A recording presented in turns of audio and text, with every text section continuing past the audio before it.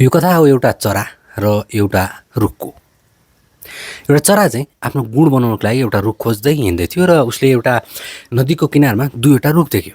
एउटा रुख अलिअलि पुरानो पुरानो, धेरै पुरानो नै, अलिअलि पुरानो र एउटा अलिक नयाँ नयाँ।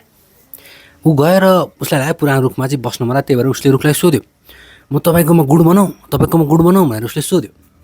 उसले यसरी सोद्धाखेरि त्यो रुखले भने होइन होइन, मेरोमा नबनाउनु, ऊ त्यो अलि नयाँ नयाँ छ त्यसमा बनाउनु। चरालाई रिस उठ्यो, तर पनि केही नभनेको उसले अर्कोमा रुखमा गुड बनायो।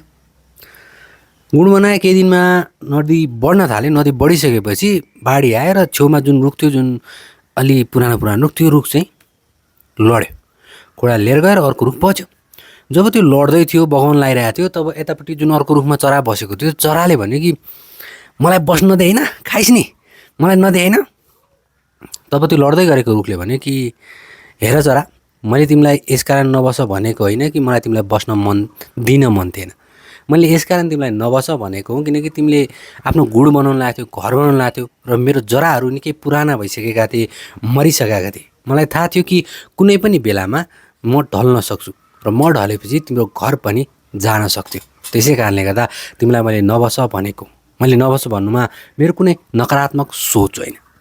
कुरा लागु हुन्छ हाम्रो जीवनमा कहिले जब कहिलेकाहीँ हाम्रो जीवनमा हामी केही गर्न खोज्छौँ जुन बारेमा हामीसँग चाहिँ अनुभव हुँदैन र हाम्रो बुवा आमाहरूसँग त्यसको बारेमा धेरै अनुभव हुन्छ र उहाँहरूलाई सोद्धाखेरि उहाँले के भन्छ, होइन यो चाहिँ नगर, हुँदैन भन्दाखेरि र कहिलेकाहीँ हामीले केही गर्नलाई काम नगर नगर बाबु नगर नगर भनेर भन्नुहुन्छ नि, त्यो बेलामा गर्ने ती कुराहरू हामीलाई नकारात्मक असर गर्न या उनीहरूलाई मन नलागेर होइन, उनीहरूलाई थाहा भएर कि हामीले गर्न लागेको कामले के चाहिँ हुनसक्छ, के नराम्रो हुनसक्छ भन्ने थाहा भएर।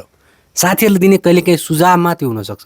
उनीहरूलाई थाहा हुन्छ, उनीहरूले त्यो कामको अनुभव गरिसकेका हुन्छन् र उनीहरूले हामीलाई सुझाव दिनको लागि चाहिँ नगर भनेका हुन्छन्, तर हामीलाई चाहिँ नगर या हुँदैन भन्ने कुरा चाहिँ नकारात्मक जस्तो मात्रै लाग्छ। यो कथाले हामीलाई यही सिकाउँछ कि कसैले हुँदैन या नगर होइन भन्ने कुरा सधैँ नकारात्मक हुँदैन भन्ने हो।